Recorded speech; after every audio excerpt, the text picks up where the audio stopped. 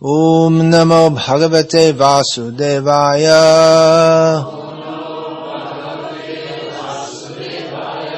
Om Namo Bhagavate Vasudevaya. Om Namo Bhagavate Vasudevaya.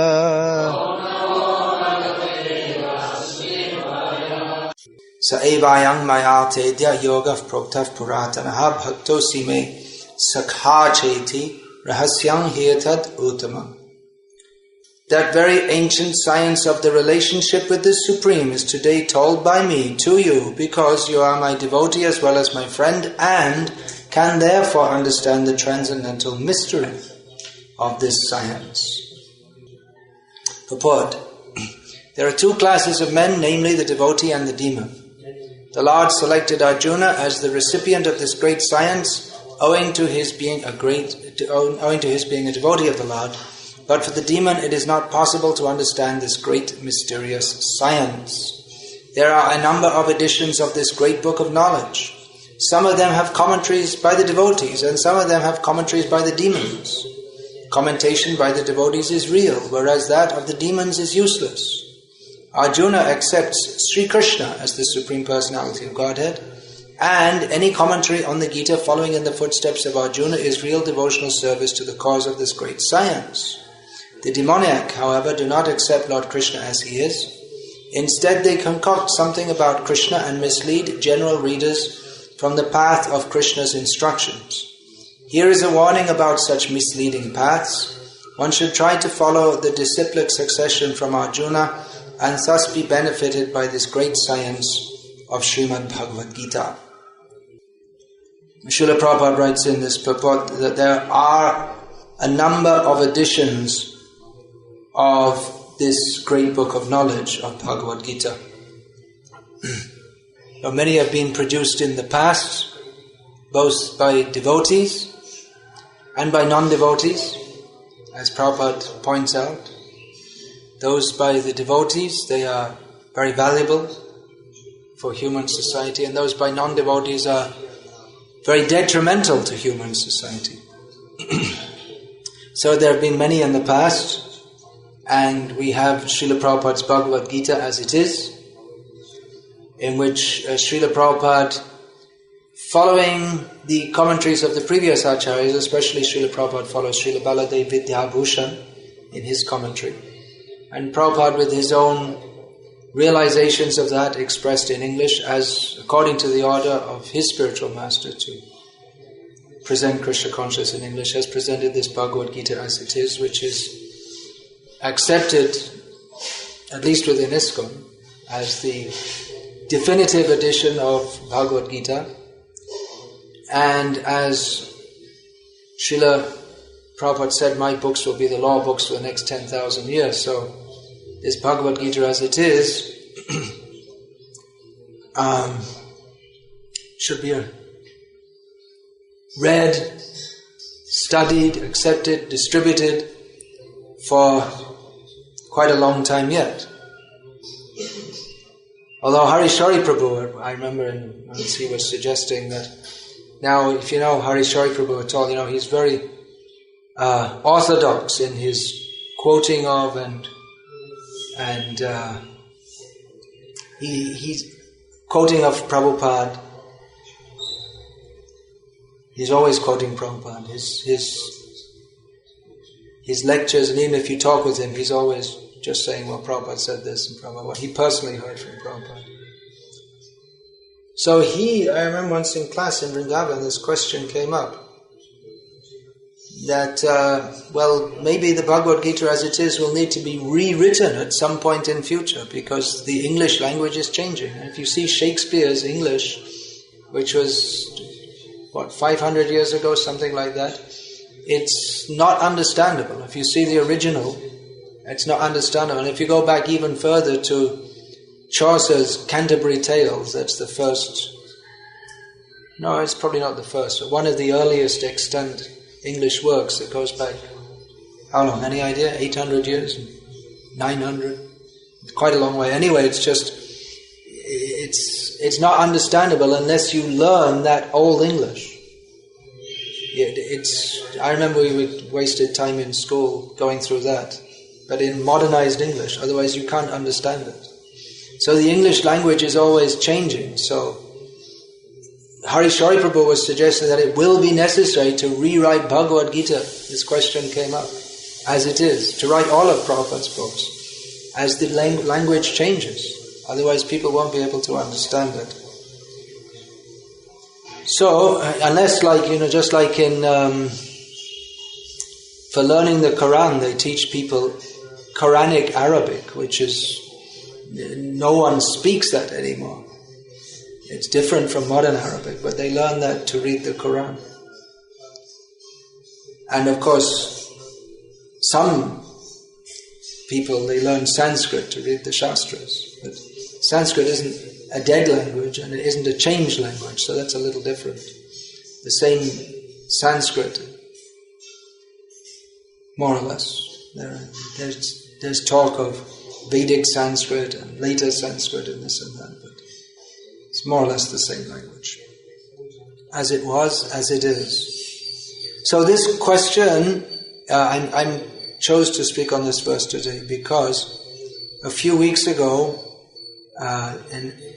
by email, a question came up that one devotee, quite new in devotional service, had written that one disciple of Srila Prabhupada, who is a professor in America, he told me that he's going to write an edition of Bhagavad-gita with his commentary. And he felt bewildered by this. And he was asking the question, is this all right? And he seemed to think that it's not all right. There's something wrong there. I suppose the idea is that, well, Prabhupada's given his Bhagavad-gita, then what do we need any other one for? And it seems to be like the idea is that the devotee who is going to write a commentary, what is he? Who does he think he is? He's writing something. He's doing better than his guru, or he thinks he can write it better. That seems to be the presumption here. Although it doesn't have to be taken like that. As Prabhupada said, there are many commentaries, and presumably the Bhagavad-gita as it is won't be the last bona fide commentary in the history of the human race, or in this Kali Yuga. Prabhupada himself said that once he was asked, I'm not sure if this is in the folio, but maybe it's in TKG's diary or somewhere. Prabhupada was asked that, well, what will you translate when you finish the Bhagavatam? And Prabhupada said, well, maybe I'll do Bhagavad-gita. He said, well, Prabhupada, you already did Bhagavad-gita. He said, well, we can do some more. There's Ramanuja's coming. You remember reading that? And he said there's... he's justifying why he's doing that book, Surrender Unto Me. So we could translate Ramanuja's commentary, Madhva's commentary. There are so many bona fide commentaries. We could... Vishwanath's commentary. So Prabhupada wasn't against there being more commentaries on Bhagavad-gita as it is.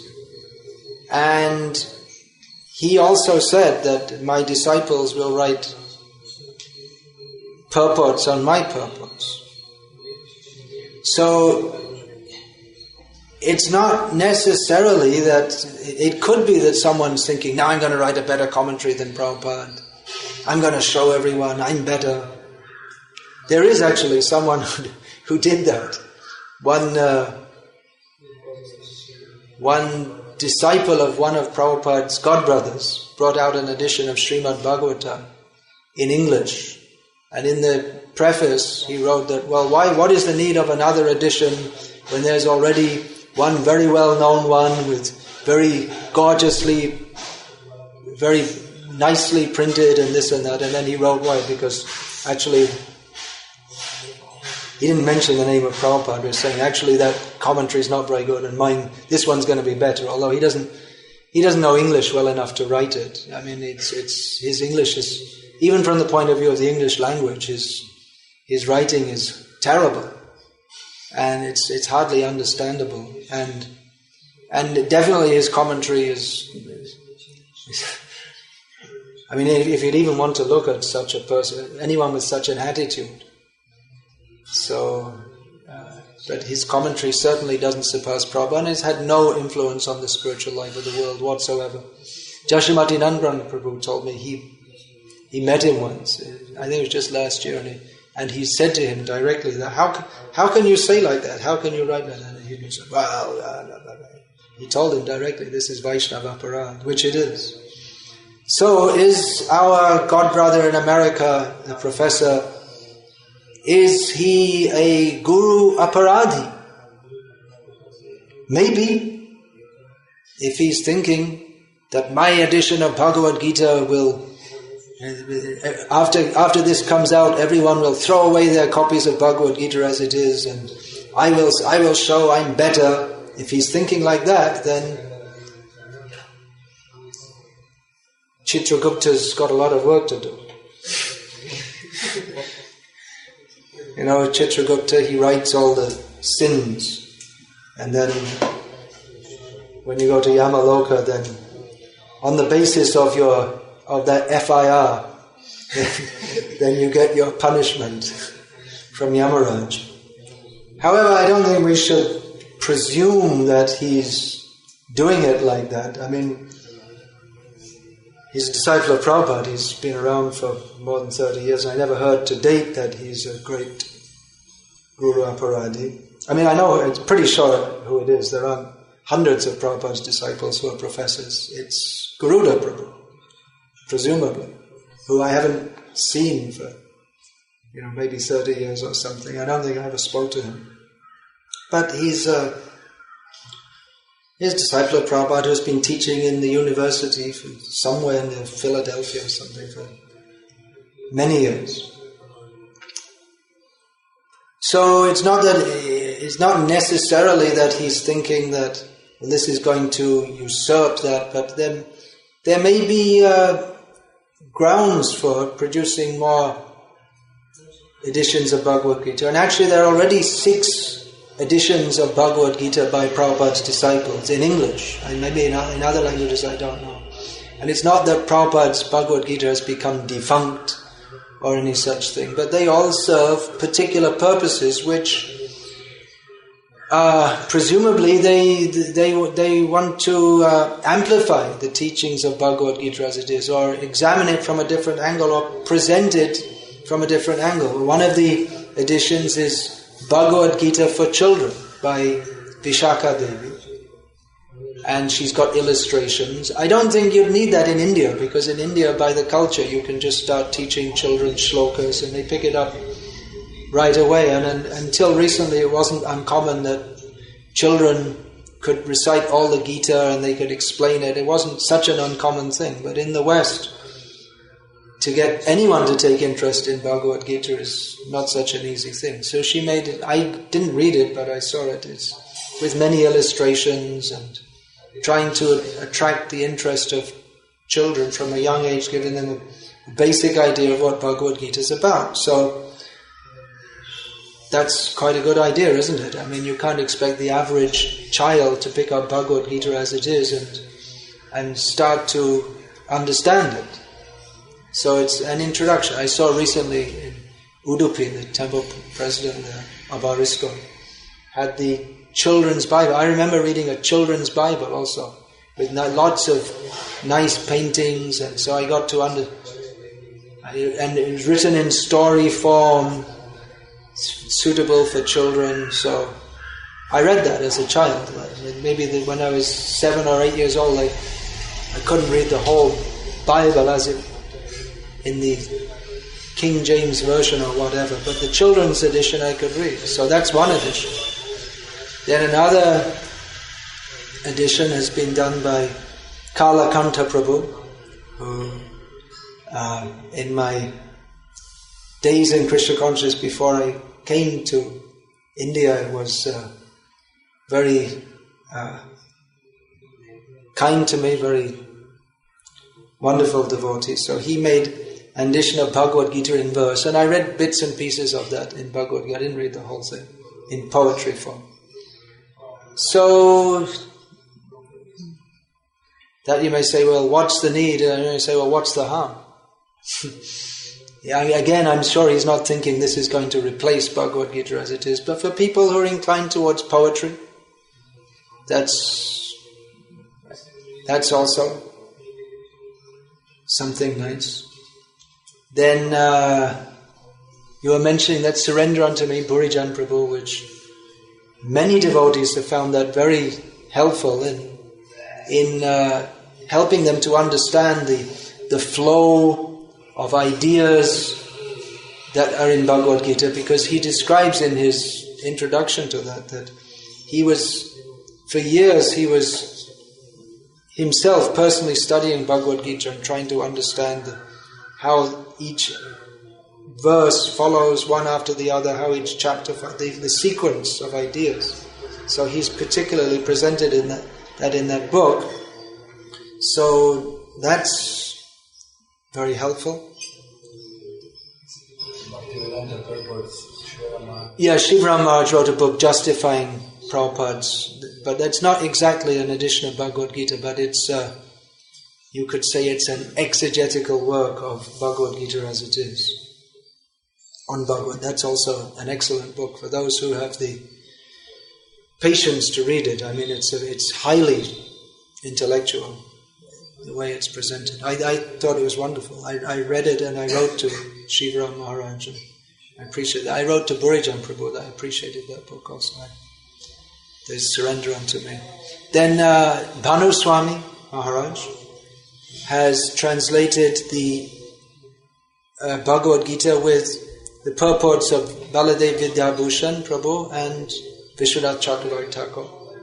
So Prabhupada himself said he was wanting to do that. So Prabhupada also said that all the Vaishnava, all the Vedic literature, and especially the Vaishnava literature, should be translated in all the languages of the world and distributed all over the world. So certainly these important books, the commentaries of Baladev and Vishwanath, they should be translated and printed. That's an express desire of Srila Prabhupada. And one more by a disciple of Srila Prabhupada is by Tripurari Swami, which I have some difference of opinion over certain things he's written in there, because he's written something about, on the social issues, Prabhupada writes that, Prabhupada presents the standard Vedic line that women are not to be given independence. He writes this in his purport. But Tripurari Maharaj, he's presenting it with the idea of making it more accessible to modern man, and he says, in the modern circumstances, and so I disagree with that. But at the same time, it's not that this edition has usurped Srila Prabhupada's Bhagavad-gita, or that people in general or think that this is a replacement for Bhagavad-gita as it is. What all these devotees have done, they've all been studying Prabhupada's Bhagavad-gita for many years, and out of the enthusiasm for Bhagavad-gita that they've received from reading Prabhupada's books, from reading Prabhupada's Bhagavad-gita and applying it in their life, they feel the desire to express that. It's kirtan. Writing is another form of kirtan. It's glorifying Krishna. So Prabhupada himself said that preaching means you hear and you express it in your own words. So in that way there could be many editions of Bhagavad-gita. I mean, I can imagine why Garuda Prabhu wants to do this, because he already wrote one book for the scholarly community. It means Indologists and this type. He wrote one book about the Rasa Leela. And there's definitely a need for such a book written by a scholar. He is a scholar. I mean, when I say scholar here, I mean a scholar accepted by the academic community. And there's a lot of misunderstanding about the Rasa Leela, which has been fostered by the whole Indology faculty, the whole science or the whole study of Indology from the very beginning. Indology were this what's the word? This subject. What's the word?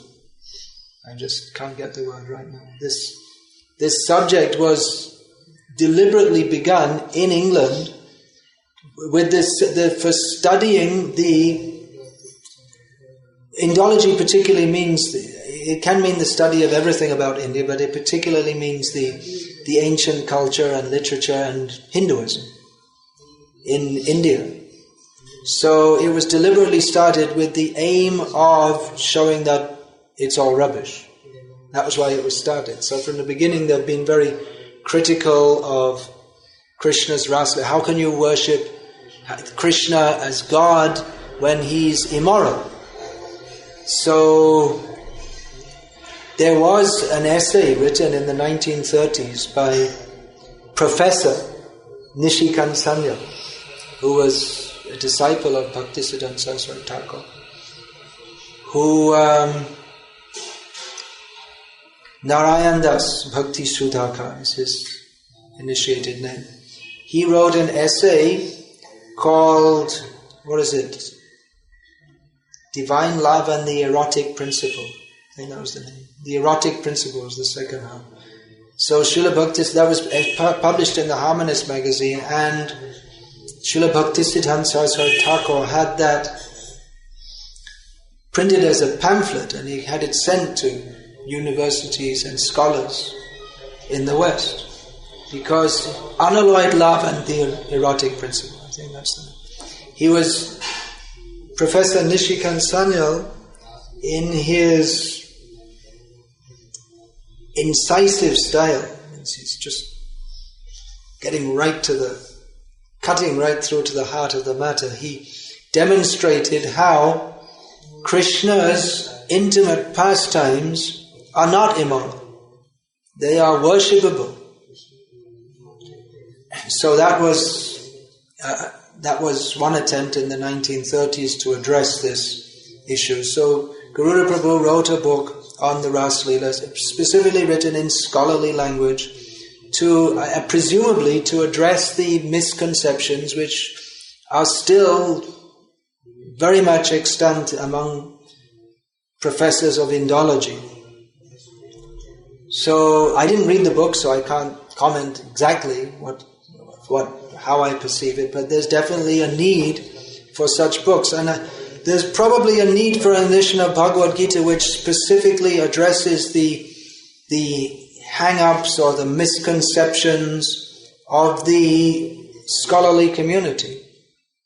So, and written in their style and their language. Of course, many scholars have written their appreciation of Bhagavad-gita as it is, but there may be some points which Garuda Prabhu, from his years of experience in the academic institutions, feels that some points, particularly for the scholars, need to be presented in a more, in some points need to be illuminated more. Just like, for instance, if you were preaching in Thailand, you might want to bring out an edition of Bhagavad-gita which specifically addresses all the misconception of Buddhists, because I was in Thailand for some time, and that place is difficult. You think it's difficult preaching in Tamil Nadu? Try Thailand. It's really, really tough. The Buddhism is you can't begin. It's very difficult to even begin. One reason is because to begin to communicate what is Krishna consciousness. One reason is because all the words that you might use to try to explain Krishna conscious philosophy, the Thai words, they're all borrowed from Sanskrit, and they all have completely Buddhistic, voidist, I'm losing the word, meanings, or connotations. So where do you begin? How can you begin? As soon as you say something, as soon as you try to say something, then immediately they have the word in their mind has connected with it a whole voidist philosophy. It's very, very tough to get through to them, even to begin to get through to them. So if you were going to write, just like we have in the Bhagavad-gita, we have words like nirvana, meditation is discussed. So we have Bhagavad-gita as it is in Thai now, and definitely that will have its effect. But if you want to write for scholars of Buddhism, and to try to, you'd probably have to, it would be a good idea to write an edition or to define each word very carefully and to go over each point in great detail. Yeah, new dictionary, just like Bhaktisiddhanta Saraswati Thakur said. Well, he wanted to write a new dictionary of redefining all the words, because what people understand when you say Bhakti, Bhagavan, their understanding is complete. So you're speaking to them and they hear and they say, yes, I agree, I accept. But they have a completely different understanding of what you're talking about. So the first thing is to define the words, what you understand by that. So, or if you are going to write an edition of Bhagavad-gita for scientists, nowadays there are some scientists, not a small number, who are interested. It's been for many years, for more than a generation since. What's his name? Franz something. He wrote I can't remember this. Some book which the Tao of physics. What's his name? Franz something like that. So he wrote a book which is quite a big book, which was trying to show that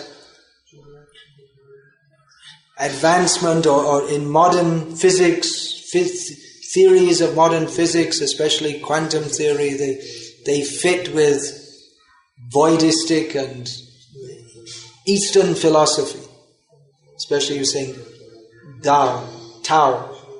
It fits somehow or other with that. So there's been a lot of interest in certain circles of the scientific community of trying to align modern theories of physics with ancient Eastern knowledge, as they consider it. So conceivably there could be an edition of Bhagavad-gita written according to parampara, but in a manner specifically for scientists, and you'd have to present it in a different way. The same message, old wine in new bottles. Prabhupada wrote about Bhaktisiddhanta Saraswati Thakur. That on the outside it looks different, but on the inside it's the same. So one who's very expert can do that.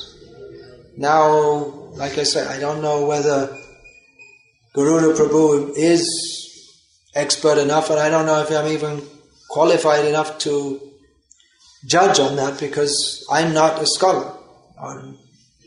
But the attempt to do so is laudable, and certainly if he's sincere, then Krishna will help.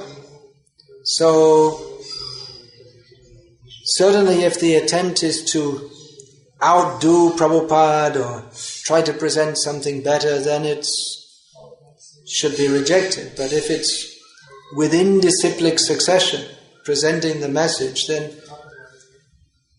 let there be many editions of Bhagavad-gita. Now, there is a theory floating around from some people that Prabhupada's books are law books for the next 10,000 years, and therefore no other book should be written. And anyone who writes any books, they're just offenders to Prabhupada. Although when I read Prabhupada's books, I read statements that it is the first duty of someone in the renounced order of life to present a literary contribution for the benefit of human society. Prabhupada told his disciples, so many disciples, to write books. So, should there be no more writing of books? Certainly there should be, because as Prabhupada says, there are different commentaries. There are demoniac and the devotional. So that only the demons should go on writing books, and the devotees should stop. It's a godbrother of mine wrote to me some few months ago an angry letter saying that, why are you writing books? And I was wondering, why is he only sending it to me? I'm not the only disciple of Prabhupada who's writing books. Maybe there are so many disciples of Prabhupada writing books that if he wants to get the message that no one should write any more books, probably the best way to get it out would be to put it in a book. Then he could send it to to everyone else who's writing books and tell them not to write books. If he really wants, he feels so strongly about this and he wants to get the message across, the best way is to write a book. Then he can be like this J. Krishnamurti, who wrote in his book, you shouldn't read books. And he put it in a book. It's contradictory. The point is, if there is a message to be communicated, then a book is the Brihan Mridanga, the big way of getting it across. So Brihan Mridanga means it's a big kirtan. Writing books is kirtan. It's a natural propensity of the soul in the purified state to glorify Krishna. And the way that our recent acharyas have recommended the way to do that, if you're going to do kirtan, then why not do it in a big way? If you're actually performing kirtan that's beneficial for the world, then why, as Prabhupada used to quote, that if you come to dance on the stage, then why pull the cover over? If you're going to say, well, I'm going to preach, but I'll only preach to one person, because I don't want to become puffed up. If the message is good for one person, it's good for every person. So it may appear, just like the Prakrita Sahajya said, that preaching, it's just for self-glorification, for pratishta, for increasing your name and fame. It can be. Such preaching is not wanted, but if one is sincerely trying to serve the parampara, then that kind of, as their servant, one should endeavor, is considering that their message is so wonderful that we should get it across to as many people as possible. And if there are a certain class of person, for instance, your average scientist, you may have experienced this on the trains distributing books. So now is the season, the students are going back, and you'll see them studying their science, and you show them the Bhagavad-gita, and they don't even look at it. I'm reading a science book, what do I need Bhagavad-gita for? So, but if you show them Origins magazine, which actually it's all meant for the same purpose, and then they become interested. Oh yeah, that's very interesting. Then they'll take it. And after reading Origins magazine, then they're 1,000 times more inclined to read Bhagavad-gita as it is. So such preaching is required. Many books are required. Doesn't mean that Prabhupada's books should be forgotten. No, the Prabhupada's books, they are the basis of this movement. We're every day reading from Prabhupada's books, giving class from Prabhupada's books.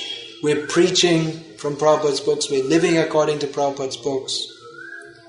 But again, that doesn't mean that all further expression of Krishna consciousness should be finished. Then we shouldn't give class either. We should just read from Prabhupada's books. But Prabhupada didn't say that. It's also required to explain what's in Prabhupada's books. And because Krishna is unlimited, that explanation can go on in unlimited ways. And that should go on. So there should be more and more glorification of Krishna. So, yeah, that's my answer to this question. Is there something intrinsically wrong? I'd say that let's take the positive side. There's something good if someone's a devotee and they're inspired by Krishna and they have the feeling that I want to communicate this message and get that across to others, then that's something very wonderful. And that is the natural result of hearing, of Shravan, or reading Bhagavad-gita as it is, that you want to communicate that to others. It's not that everyone has to start writing books. The most important thing is to distribute Prabhupada's books. But then some devotees will have the inspiration to write and publish that. So let them do it. Now you may be surprised because I was talking about Garuda Prabhu is a professor in the university teaching Indology, and you may be surprised because I'm talking about him because, well, not him in particular, but I've been critical in the last few years of the back-to-school movement within our ISKCON movement, that senior devotees, not so much nowadays, like different fads that our movement goes through, that one's not so much nowadays. They're promoting like that, but they're saying that everyone should. I mean, they didn't say this, but there was definitely from certain quarters there was a lot of move that everyone should go back to college and get degrees. And Trivikram Swami told me when some sannyasi godbrothers found out that he had a university degree, they said, "Oh, why don't you go back and get a PhD?" And there was this idea that we're all going to become PhDs and then we'll preach from within the university, and this is going to make the big difference. So I was critical of that for various reasons. One reason is, not that I'm against it per se, but that one thing is, why should our sannyasis and spiritual leaders do that? If anyone's going to do it, let others do it. But the sannyasis and spiritual leaders are required to preach directly Krishna consciousness, whereas within the academia, you're restricted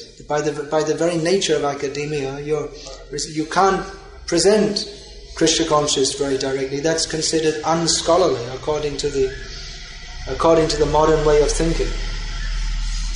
So, and also our leaders are, if they go to the colleges, then they're lost to a large extent to the devotees who need their association and guidance. So that was one reason. Another reason is that unless one is very strong personally, that one is likely to be affected by the whole academic way of thinking, because you can't present papers for the academic community unless it's written in a certain way, which there always has to be doubt. You can never present in an absolute way. So again, if this is coming from our gurus, it sounds very bad, because the guru has to present Krishna as the absolute truth. And actually every devotee has to do that, although there may be for this, within a particular preaching field, there may be some room for, or some leeway for presenting according to the academic method. But the thing is that if our acharyas and gurus do that, then people will think that this is the standard, and then it becomes very dangerous. Another reason is that we ourselves, it's very dangerous association, because we ourselves might start to think that, well, Krishna is just a relative truth, or maybe Krishna doesn't, there's no proof, or in so many things that come out of the academic. That's the general academic way of thinking, that you study everything. Krishna is an object of study. So Vaishnavism is an object of our study. And instead of, in this way we try to, or the attempt is to become the master of knowledge about Krishna and Krishna consciousness, instead of becoming the servant of Krishna and the servant of the process of Krishna consciousness. So it's very dangerous, because then the full faith which is required for full commitment and full surrender, that goes. And then we see that devotees who many devotees who have taken to this academic back to school kind of thing, that not being strong enough, they become affected by that, and compromised faith means compromised commitment, means compromised behavior. And then we think, well, you don't really need to follow all these rules, and then our whole Krishna consciousness becomes watered down. So, talking today about particular devotee, Garuda Prabhu, and I guess I haven't met him for many years, but he went back, he did his PhD and everything many years ago, and he's been in the academic system for many years. He didn't make a big fanfare, blowing a trumpet or anything, he just went and did it. He didn't start announcing, now everybody, I'm going to save the world by doing this, but he went and did it. And if you're strong enough, then there's no harm to do that. It can be very good. I presume he's a householder, and he has to do something to maintain his family. He's a very intellectual person, so he wanted to be a professor at the university. He wanted to discuss the subject which is dearest to him, that is Krishna consciousness, so he did that. I was even suggesting that some of our devotees who are studying and they want to become householders, that maybe they could also become professors like that. That's a possibility for them. So I'm not against it per se, but I'm against the you could say the dangers of it and the misappropriation of the idea of academic preaching. So, Hare Krishna. That's what I had to say about that. Someone asked the question, it's too much to reply to in an email, so I thought I'd say in a class, and you can share it with others also. So, Hare Krishna. Are there any questions about this? Yes. You're sending your daughter to the college. What's she studying? Microbiology. That's food, all this. Microorganisms, study about microorganisms. Yeah, but microbiology is a very broad subject. What's she specializing in? It's more towards medical microbiology. Is it? I see. Do you know that medicine is one of the major killers in America? Tejas Prabhu said, I didn't believe him. I said, this is ridiculous. He said, not just medicine, by medicine I mean the whole medical profession. Almost 1 million deaths per year. I just couldn't believe it. It's just such a big figure. Caused by doctors, by giving wrong prescription, over-prescription, hospitalizing people who don't need hospitalizing. Very big cause of death is performing surgeries on people who don't need it. It's a big business. So it's almost, I didn't believe it. He sent me the report, made by doctors. Almost, it's more than 950,000. It's like what do they call that? In Auschwitz, they call that a Holocaust. It's like a Holocaust. It kills many more people than road accidents. And they said in the last 10 years they killed far more people than have been killed in all the wars America ever had in their history.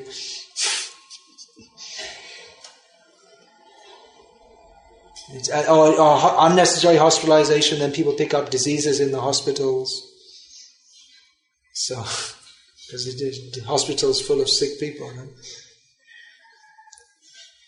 What was this Sri Devi? She sent her mother to America for there was some tumor on her head, and then she came back, they operated on the wrong side of the head, having spent, so much money. Sometimes they do things like they mix up the reports, so they do the operation for one person on someone else's. Or someone comes back and after so many days after the operation, they say, I have so much pain in my stomach. They say, don't worry, it'll go away, we'll give you some painkillers. It's terrible. After 2 weeks, and then they do another x-ray and they found they left the scissors inside or something like this. So, I mean, it's not all the time, but many times. One major contributing factor is unnecessary prescription of antibiotics. They give people antibiotics so much, and then they don't have any effect, and then when some real disease comes around, they don't have any resistance to it. And then they pop off due to having no resistance. Anyway. Yeah, you had a question? Table, when Mataji came and she was looking at Gita, he said, you take it. He said, there is another yellow book which is giving a lot of stories.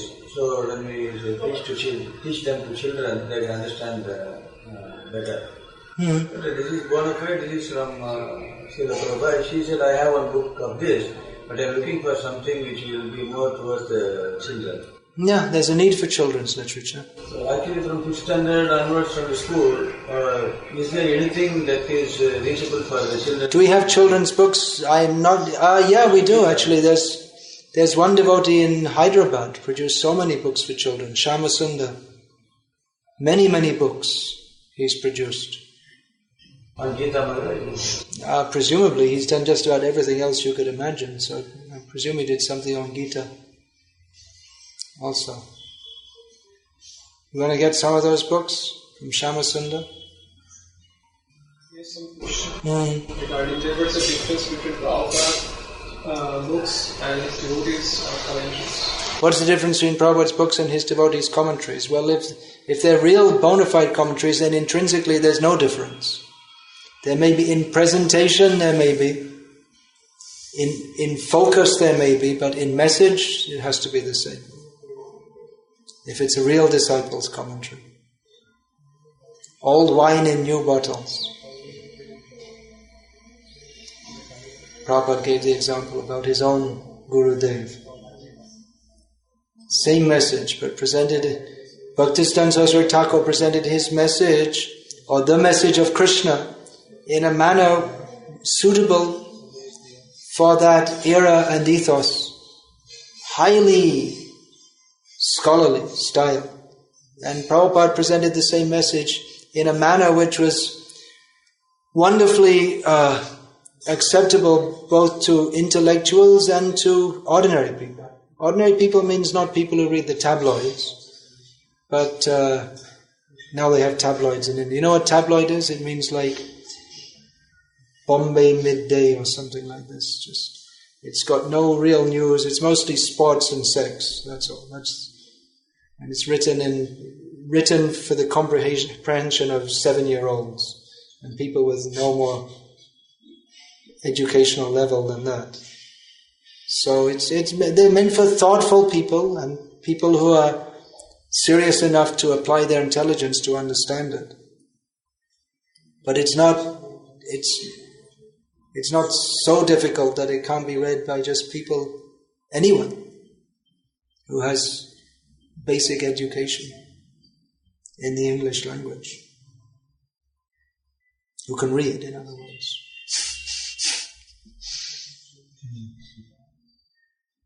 Hare Krishna, Krishna Krishna, Hare Hare, Hare Rama, Rama Rama, Hare Hare.